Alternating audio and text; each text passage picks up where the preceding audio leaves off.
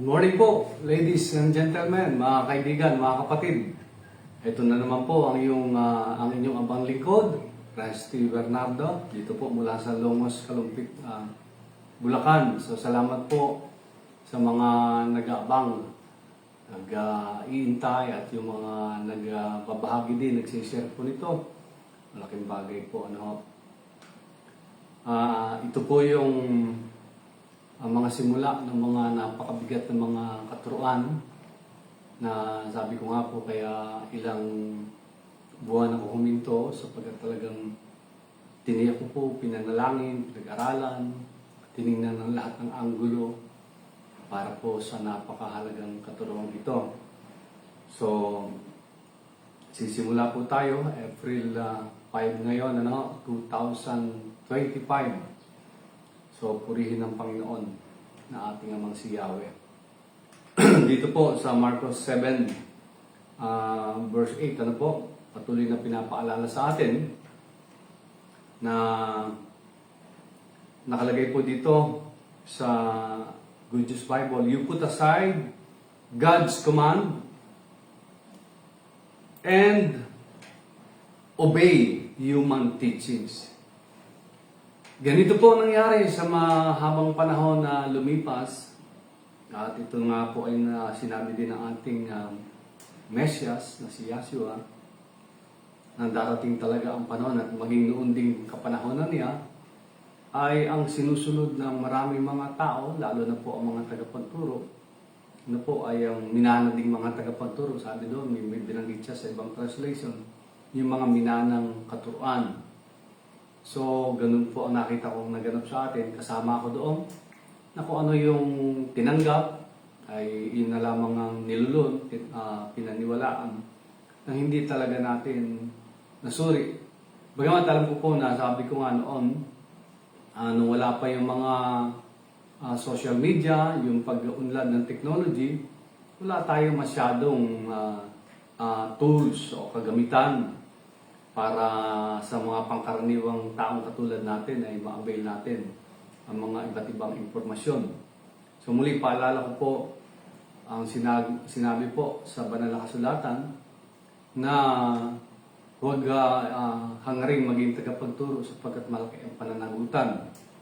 So hindi, kumbaga ang mahalaga po talagang tingnan, pag-aralan ng bukas ang puso na walang pinoprotektahan ng ating mga pag-unawa o pagpapaliwanag. So, sa araw po ito yung ating pag-uusapan. Isa sa itinagong katotohanan na nakita ko po. Ang pamagat po nito ay si Yahweh ang kataas-taasang Diyos. Sa English po ay the Most High God. Yahweh is our Most High God. He is the Most High God. Ano po? Si Yahweh, yan po. Bagamat sa ibang mga translation, wala po yung salitang Yahweh, pinalitan ng Panginoon, at sa English ay Lord. Pero marami rin pong translation at even doon po sa mga nagpalit ng pangalang Panginoon, ay mayroon din po silang mga paliwanag, yung mga footnotes nila na kung bakit inalis nila, pero tumutukoy din yon sa national name of God of Israel, ang tetragrammaton na Yod-Heh, Wad-Heh, na ang halos sa mga dalubhasa po ay nagkakaisa na ang vowels doon ay bumubuo ng Yahweh. Ano po? Ngayon, ano po ang layunin natin sa araling ito upang mapatunayan natin, makita natin. By the way, lagi ko pong paalala, huwag ninyong basta tanggapin ito, pakinggan natin, tingnan natin yung mga talata, ano po, at pag-aralan natin, suriin natin. At maliban sa talagang kayo ang makaunawa, saka po natin ito talagang tanggapin matapos ang ating taus-pusong pananalangin, paghahanap ng katotohanan. By the way, kasi po alam nyo, marami po na mga nakalagay sa banal na kasulatan, may mga bagay na kailangan ng interpretation. Ano po? Pero napakarami pong katuruan mga salita, mga pangusap sa banal na kasulatan na napaka-direkta, direkta at napakaliwanag na mga katuruan, lalo na po patungkol, unang-una na sa ating kataas-taasan Diyos na si Yahweh. At kung babalikan po natin sa Bagong Tipan, ang katawagan po, ang tawag ng mga alagad at ng mga tagasunod ni Kristo, ni Yahshua na ating Mesias, ang tawag sa kanya ay guro. Sa English ay teacher or master. At ang katotohanan, siya talagang ating tagapagturo na walang katulad. So, meaning, dahil siya ang nagturo, maliwanag ang kanyang katuruan, ang layunin niya ay maintindihan natin sino ang tunay na kataas-taasan Diyos at lahat ng mga kalooban niya. Hindi para tayo ay magkaroon ng kalituhan ng pagkakabahabagi, bagamat gumawa nga po ang kaaway para mailigaw ang marami. At yun po yung mga talagang naganap sa napakaraming mga translation na tao ang mga nagsipagsalin.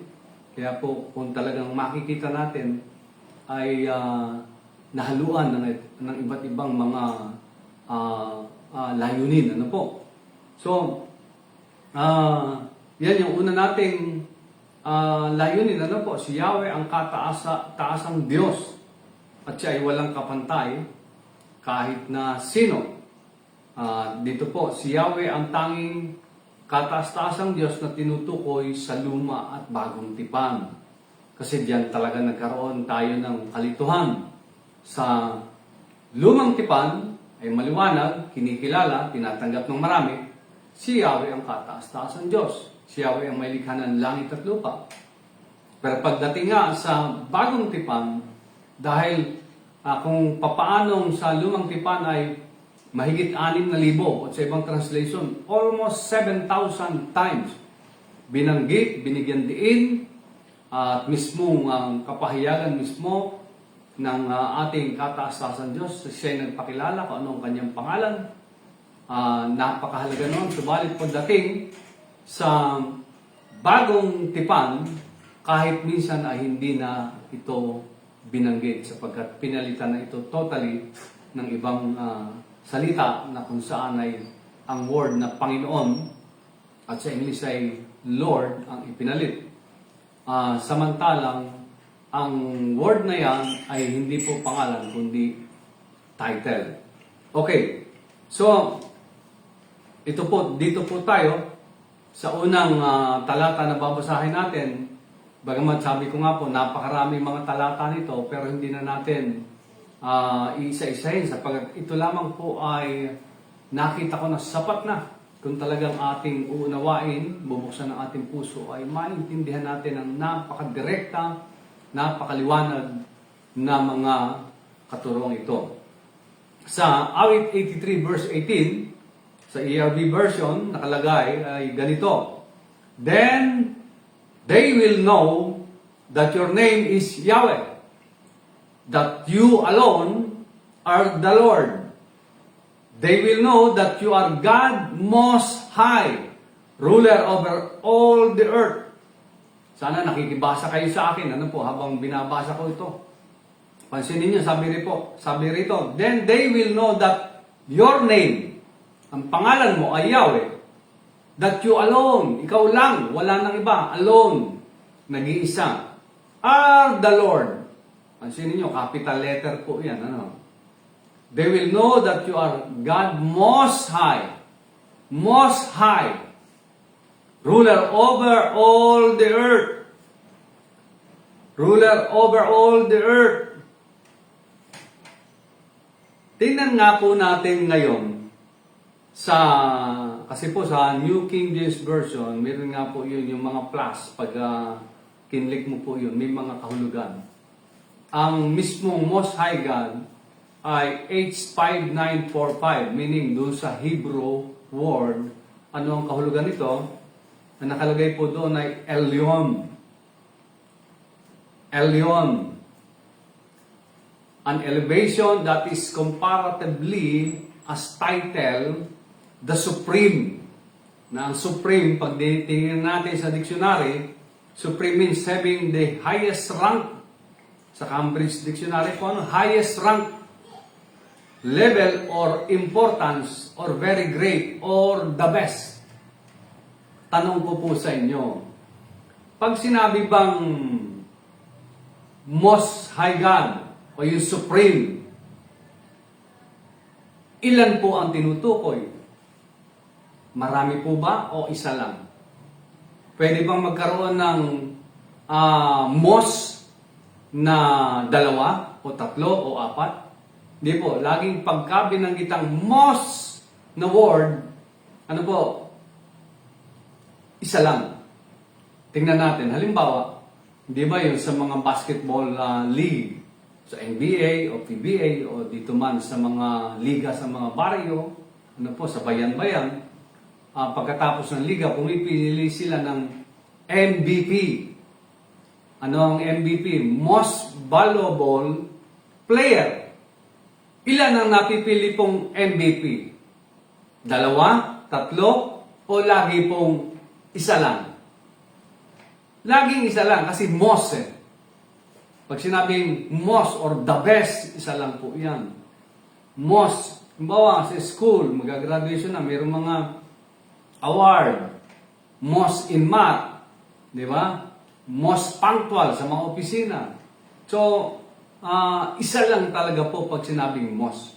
Kaya gusto kong makita natin dito, ang tinukoy po na Most High God ay isa lang. At mahalaga po na yung pangalan ay kung sino sapagkat binanggit po ng malinaw, Yahweh. Now, pangalan, ang pangalan po ay Yahweh na it is a direct, specific entity na tinutukoy, wala ng iba. Now, tingnan po natin sa mabuting balita ang pagkakasalin. Sana nakalagay, sana ikaw, Yahweh, kanilang mabatid ang tangit dakilang hari ng daigdig.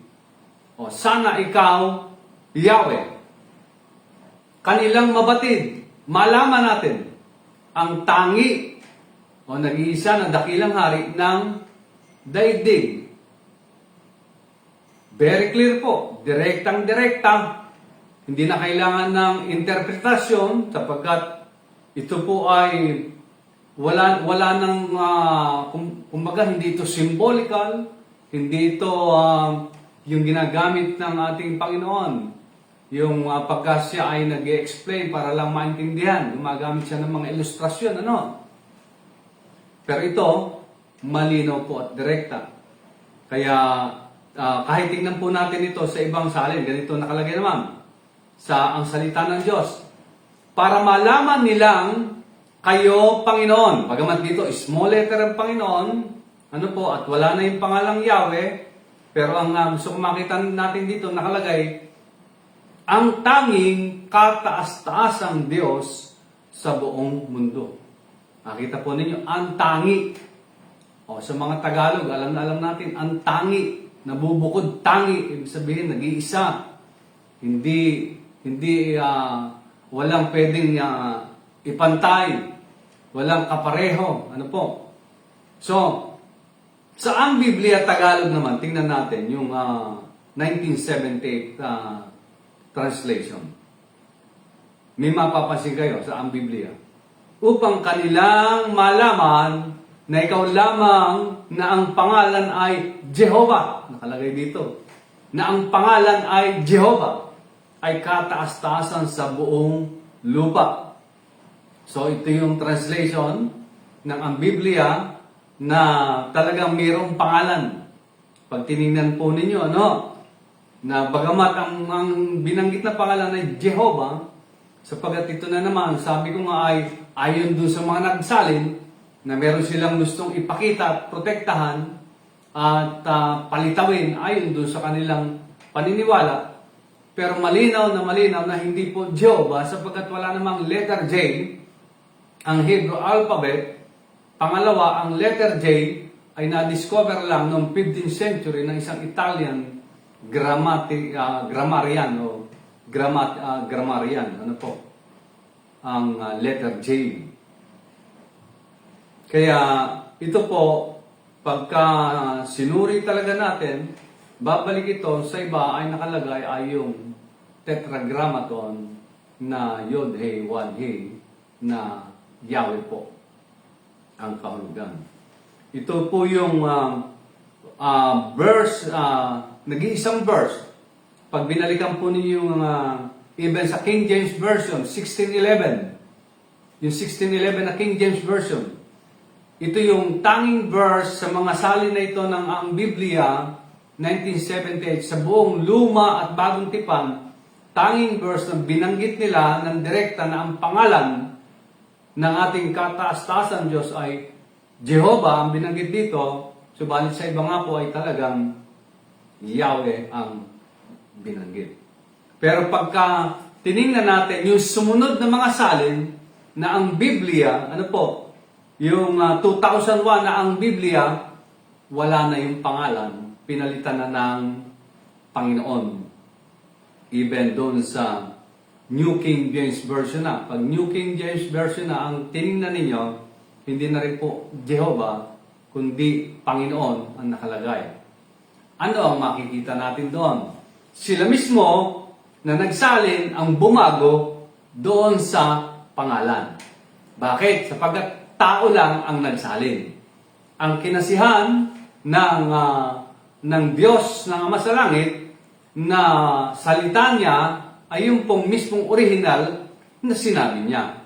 Pero yung mga salin-salin po, ito po ay hindi na mismo yung kinasihan. Okay, iniba na. So paano tayo ngayon basta magre-rely lang doon sa iba't ibang mga salin na hindi natin susuriin, pag-aaralan yung buong konteksto, yung kabuuan ng katuruan ng Biblia. So makikita po naman natin kung ano yung katotohanan at kasinungalingan. Sabi ko nga po, maibalik ko lang, kung ito'y pag-aaralan sa husgado, hahatulan ng isang hukom. O bakit dito sa Lumang Tipan, ito yung katibayan. 7,000 beses ito binanggit, yung pangalang Yahweh. Binigyan ng diin at napakahalaga, kasama pa sa 10 utos. At sabi pa doon ay mayroon pa mga talata na papatayin ang gumamit ng walang kabuluhan. Pero bakit dito sa Bagong Tipan na? Hindi naman ang tema, pero nawala na yung pangalan. So makikita po na mayroong inconsistency at mayroong talagang nakatago na katotohanan. Ano? Okay. Punta tayo sa awit 91 verse 1 and 2. Ano? 91 and 91 verse 1 and 2. New King James Version. Tingnan natin. Ito po ay pamilyar at marami po ang paborito yung mga talata nito. Anong nakalagay? He who dwells in the secret place of the Most High. He who dwells in the secret place of the Most High. Most High. Ilan ang Most High? Isa lang. Shall abide under the shadow of the Almighty. Shall abide under the shadow of the Almighty. Ang Almighty, yung mayroong unlimited power. Walang hanggang kapangyarihan. Omnipotent. God Almighty. Ano po? The Most High. Kaya, very clear yan, ano? Ngayon, tingnan natin, ano nakalagay sa verse 2? Sino ba tinutukoy na the Most High? Tingnan natin. Sa verse 2 ng New King James Version, I will say of the Lord, He is my refuge and my fortress, my God, in Him will I trust. Talagang sarap banggitin ito, kaya po ako sinisikap ko i-memorize yan. Verse 1 hanggang 16, kasi napakahalagang angkinin, i-declare, kasi ito po ay puno ng kapangyarihan. Ano po? I will say of the Lord. Pansinin nyo, capital letter ang Lord. L-O-R-D. At nabanggit ko na yan. May explanation sila. Pag capital letter, instead na yung L lang ang capital letter, yung O-R-D ay small letter na.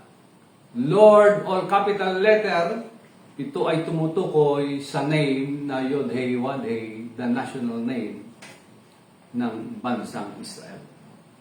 So, Tingnan natin sa ibang mga salin. Ang Biblia 2001.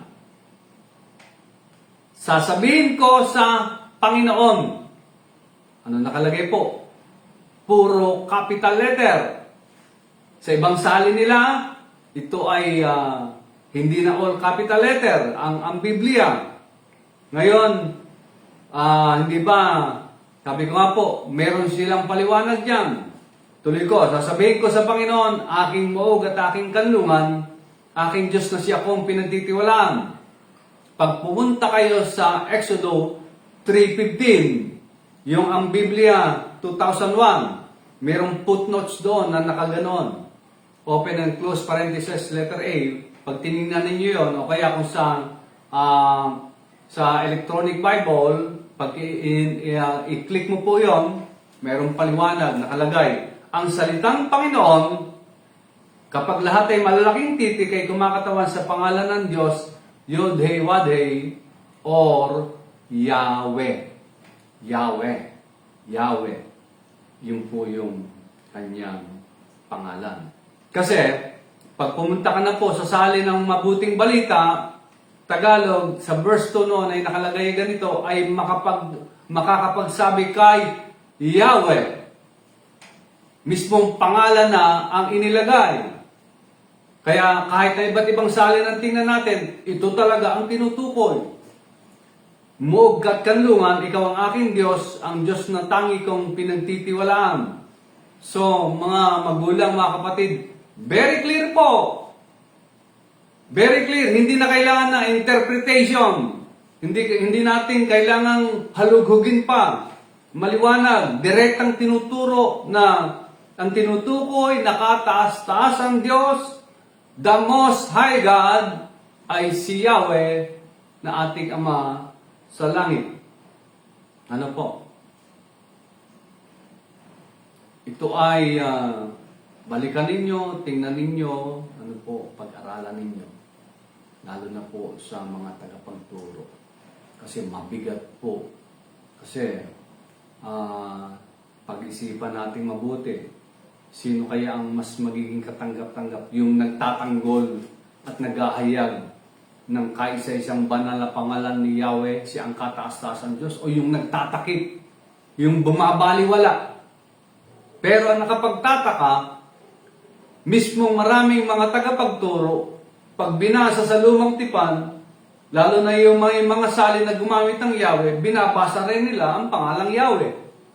At pag tinanong mo, ang karamihan, kinikilala ba ninyo ang pangalan ng ating Ama at Manlilika na Diyos ay Yahweh? Tatanggapin. Pero bakit? Pagdating sa mga pagtuturo, parang nalimutan na. Parang natakpan na.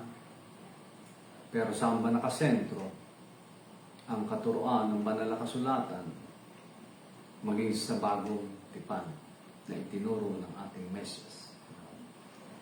Now, tuloy natin, tingnan po natin ito sa bagong tipan. Bagamat hindi napakaraming talata, pero direktang-direkta po ang katuruan patungkol sa kataas-taasan Diyos na ating Ama sa langit. Nasabi ko nga po, kung papasin ninyo, wala nang pangalan dito na mismong Yahweh ang binabanggit. Sa Lucas 6:35, mabuting balita. Sa halip, mahalin ninyo ang inyong mga kaaway. By the way, ang nagsasalita rito ay ating Mesyas na si Yahshua. Ang tinuturo po niya dito ay ang pag-ibig sa kapwa. Hindi ko na po sinama. Simula ito sa verse 27 hanggang 36. Pero ito po yung pinaka-highlight na gusto kong makita natin. So, nagtuturo siya. Ano po? Ang Mesyas, yung nakalagay pa nga, ibigin mo ang kaaway mo, ipanalangin mo, gawan mo ng mabuti.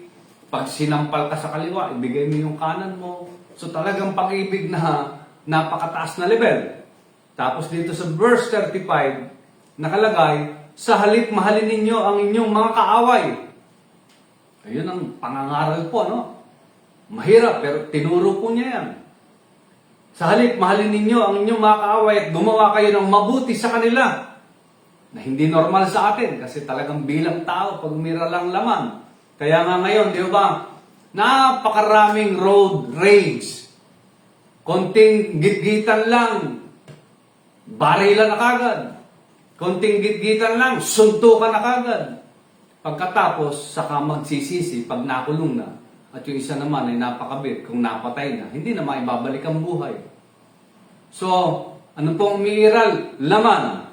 Sino sinusunod? Ang kampo ng kadiliman. Ngayon nasa huling panahon na, nagwawala na ang demonyo, ang mga kampo ng kadiliman. Dadayain ng tao. Talagang para lamang maisama ka sa apoy ng impyerno. Ngayon talagang papalapit ng papalapit ang eleksyon. Hindi maiwasan, merong mapapatay, may ipapapatay, merong papatay. Dahil lamang saan? Sa kapangyarihan. Ano ang ugat ng ang kasalanan? Ang pag-ibig sa salapi. Pera.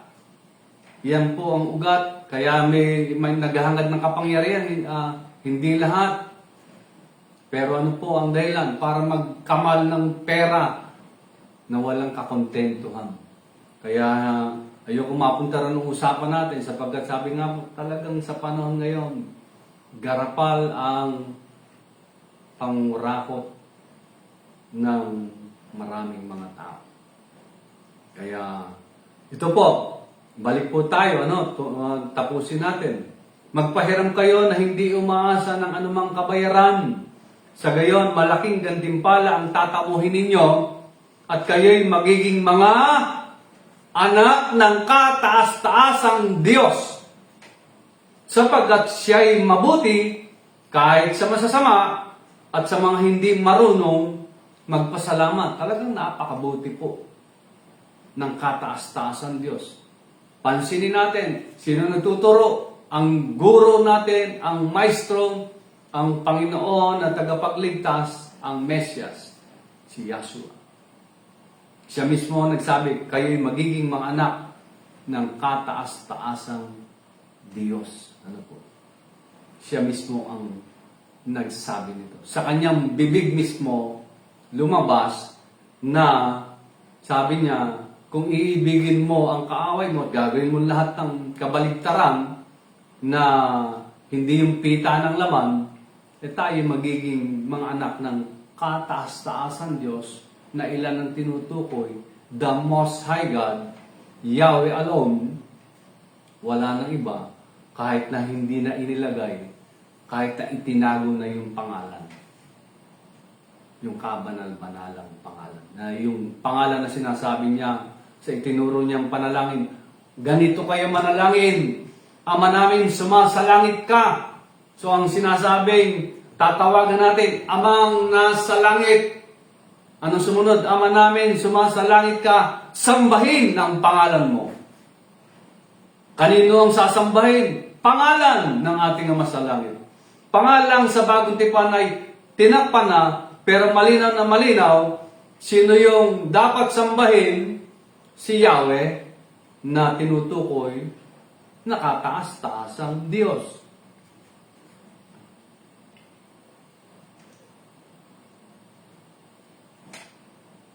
Pag-isipan po natin. Tingnan po ninyo mabuti. Lucas 8:28. Ito po yung tagpo na mayroong isang lalaki na kumbaga ay sinapian ng napakaraming demonyo. Napakalakas niya. Ano po? Kahit anong itali, kayang-kaya niyan lagutin. Kasi hindi lang isang demonyo to, maraming demonyo, no? Kaya totoo po yung mga inaalihan ng demonyo o sinasapian ng demonyo. At yan po ay naganap noon at ngayon ay nagaganap pa rin. Kasi tingnan ninyo, yung bang pumapatay ng mga tao na binabaril sa ulo, ano po, lalo na yung mga hard killer, na wala namang kasalanan yung tao sa'yo, yung mga tao sa'yo, dahil lamang sa halagang ibinayad sa'yo, papatayin mo, babarilin mo sa ulo, yung isang tao na kaliit-liitan mang kasalanan ay walang ginawa sa'yo. hindi ka man lang pininsala, pero walang pakundangan na papatayin ang isang tao dahil lamang sa pera. Ano yon? Sinong nananahan doon? Maliwanag po, kampo ng demonyo, kadiliman. Kaya ito po ay hanggang sa ngayon, lalo na nasa huling panahon na po tayo. Nang makita si Yahshua ay nagsisigaw ang lalaki, nagpatira pa at sinabi ng malakas, Yahshua, anak ng kataas-taasan Diyos, ano ang pakialam mo sa akin? Nakikiusap ako sa iyo, huwag mo akong pahirapan. Sipin nyo, pansinin natin, kahit ang demonyo o mga demonyo, alam nila, kilala nila, na mayroong kataas-taasan Diyos at si Yahshua, ang ating Mesyas ay anak ng kataas-taasan Diyos. Walang pangalan ang Diyos, pero ang tinutukoy, sino nga po yung kataas-taasang Diyos? Si Yahweh. Sabi niya, anong pakialam mo sa akin? Nakikiusap ako sa iyo, huwag mo akong pahirapan. Tingnan natin sa verse 29. Tingnan natin muna sa English version. The demon inside the man had often seized him, and he had been put in jail with his hands and feet in chains. But he would always break the chains. Kahit po yung tanikala, no? Napakalakas talaga. The demon inside him would force him to go out to the places where no one lived. Doon sa mga ilang na lugar. Then, sa verse 30, Yahshua commanded the evil spirit to come out of the man. When the man saw Yahshua, he fell down before him, shouting loudly, What do you want with me, Yahshua, Son of the Most High God? Please don't punish me. So, yun yung kanilang conversation. Nag-uusap sila. Imagine niyo, ano? Yung puno ng demonyo na tao, na kahit anong igapos, tanikalaman, nalalagot niya. Nagharap sila ngayon ng Mesyas. Tinatawag niya, ikaw, anak ng kataas-taasan Diyos na si Yahweh. Sabi niya, kung pwede, huwag mo kong parusahan. Ito yung makita natin sa verse 30. Tingnan niyo sa Tagalog. Tinanong siya ni Yahshua, ano ang pangalan mo? So matapos yung pagsisigaw po ng lalaki, matapos na ipahayag niya kung sino si Yahshua, tinanong siya ng ating Mesyas. Anong pangalan mo? Batalyon, sagot niya, sapagat marami ang demonyong pumasok sa kanya. Marami daw. May kilala ba kayong ganyan? Maraming demonyo ang pumasok. Pero ang gusto ko pong mapansin natin, itinuwid ba ng Mesyas yung sinabi ng yung lalaki na inaalihan ng mga demonyo, yung mismong demonyo na kausap, sinabi ba ng Mesyas, hoy, mali ang sinasabi mo.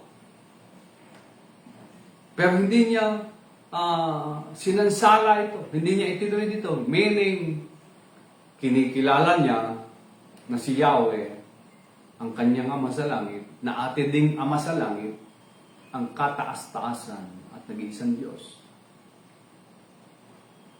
Yan po ay very clear. Punta po tayo sa Gawa, chapter 7. But the Most High God,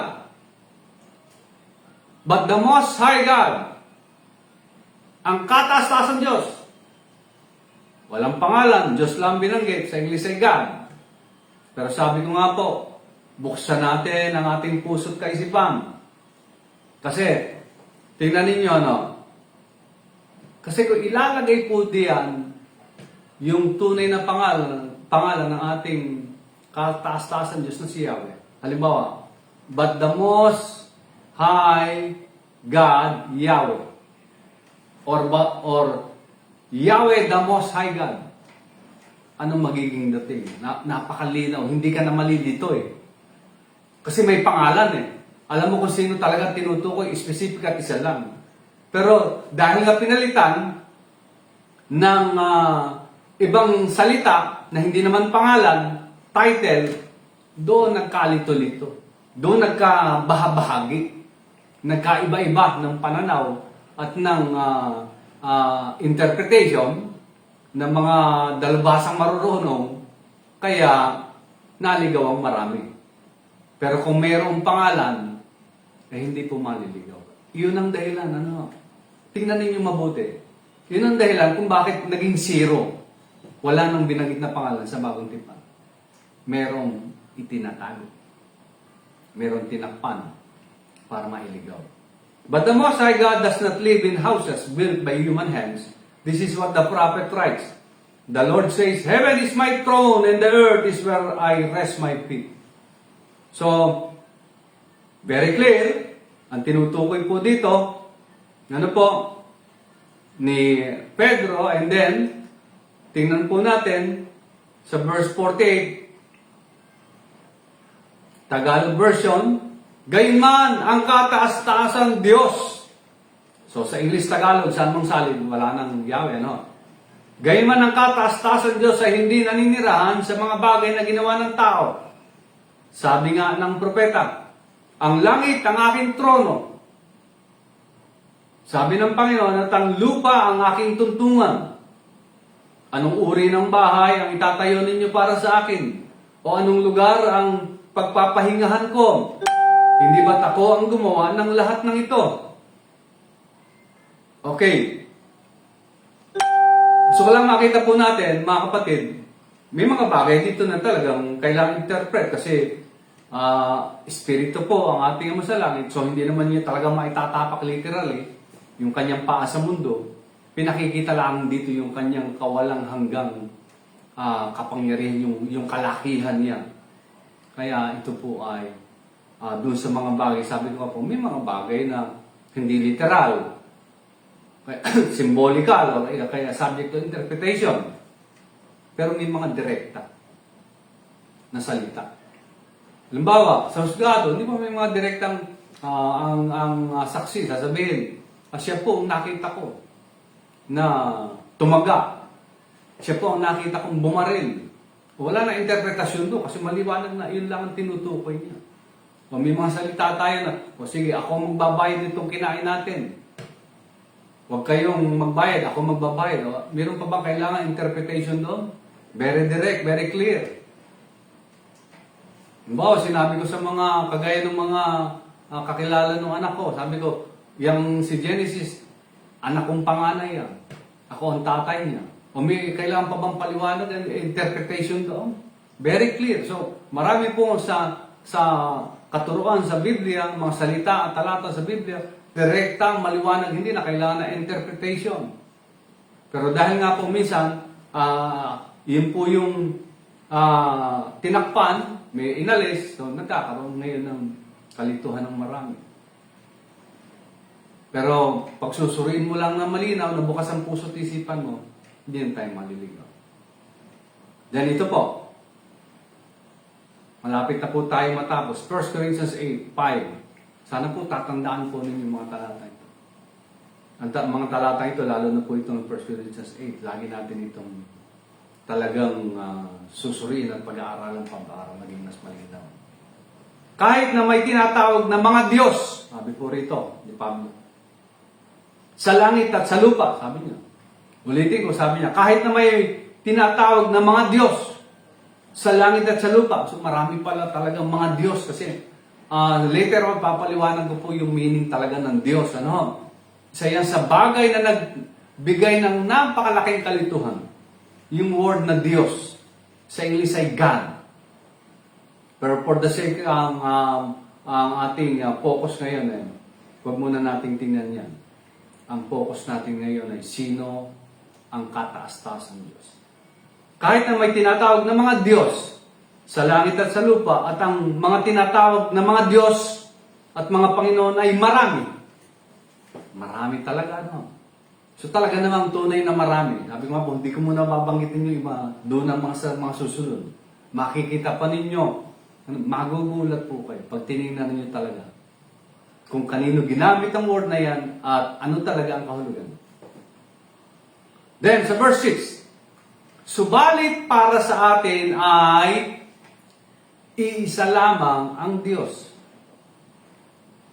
Iisa lamang ang kataas-taasan na Diyos. Sino po? Ang Ama na lumikha ng lahat ng bagay. Tingnan niyo mabuti, no? Yung bawat lyrics, ano? Tingnan niyo mabuti, napaka-direkta nito. Subalit para sa atin ay iisa lamang ang Diyos. Sino po? Ang tinutukoy, ang Ama na lumikha ng lahat ng bagay at tayo nabubuhay para sa Kanya. Ang Ama na lumikha ng lahat ng bagay at tayo nabubuhay para sa Kanya. Isa ang Panginoon, si Yeshua Kristo, at sa pamamagitan niya ay nilikha ang lahat ng bagay. Sa pamamagitan niya. Dito sa itaas, patungkol sa Ama, ang Ama na lumikha ng lahat ng bagay. Pero dito, isang Panginoon at si Yeshua Kristo at sa pamamagitan niya, through Him, ay nilikha ang lahat ng bagay. At sa pamamagitan din niya ay nabubuhay tayo. Tingnan ninyo mabuti at pag-aralan ninyo kung anong kaibahan. It is very direct, napaka-liwanag. Kaya nga po, makikita natin sa lumang tipan, tinukoy ng direkta, kahit bali-balig rin natin, napaka-liwanag naman po, ang kataas-taasang Diyos ay si Yahweh, ang ating Ama sa langit.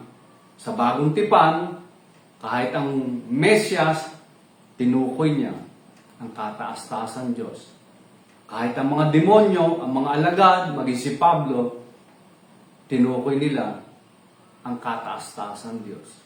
Bagamat wala yung pangalan, pero kahit na ikubli, kahit ilihis, hindi tayo magkakamali, maliwanag po. Kung bubuksan lang ang ating puso, mga kaisipan.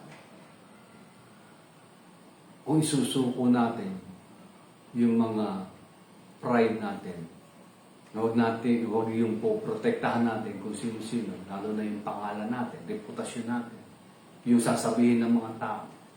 Kaya po, ito talaga. So, simula pa lang po ito, pero napakarami po na ipapakita ko po at titingnan natin mabuti. Maraming mga direktang mga salita po. Verso sa interpretasyon na talagang doon nagkawindang-windang ang lahat. Ngayon, ang katanungan ko pong iiwan, una, kung ating Ama si Yahweh ang tangi at nag-iisang kataas-taasan Diyos, mayroon ba siyang ibang kapantay? Kasi isa lang naman ang pag sinabing the Most High God. Pero kayo na po ang sumagot yan. And then, kung si Yahweh ang kataas-taasan Diyos, He is the Most High God, magkapantay ba sila ni Kristo o mayroon ba siyang ibang kapantay? So, yan po yung mga tanong na kayo na po ang sumagot sapagkat ayon doon sa mga talata na napakaliwanag. Dahil po manalangin, Yahweh aming Ama, salamat po muli sa araw na ito. Ako'y nagpapakumbaba sa iyong banal na harapan. Ikaw lamang po ang maitaas. Lalo na po patungkol dito sa napakahalagang katuruan. Ikaw ang kataas-taas ng Diyos, O Yahweh. Salamat po sa iyong anak na si Yeshua, si Kristo na aming tagapagligtas na naging guro sa mga alagad, sa kanyang mga tagasunod at siya din ang aming guro. Na siya nagsabi sa kanyang mga alagad na ituro sa lahat ang kanyang mga inuutos, ang mga natutunan ay ipahayag. Salamat po sa iyo. Nawa po, patuloy po nabigyan mong liwanag ang mga nakikinig. Matuto silang magsaliksik na huwag magdepende lamang sa turo ng tao, kundi talagang alamin. Sapagkat kayo naman po may pangako ng kung buong puso namin kayong hahanapin, ay amin kayong masusumpungan. Lalo na po sa mga panahon na ito, nakitang-kita namin na malapit na po ang pagbabalik ng iyong anak. Sa iyo po ang kaharian, kapangyarihan at ang kalwalatian sa pangalan ng iyong anak na si Yeshua. Amen.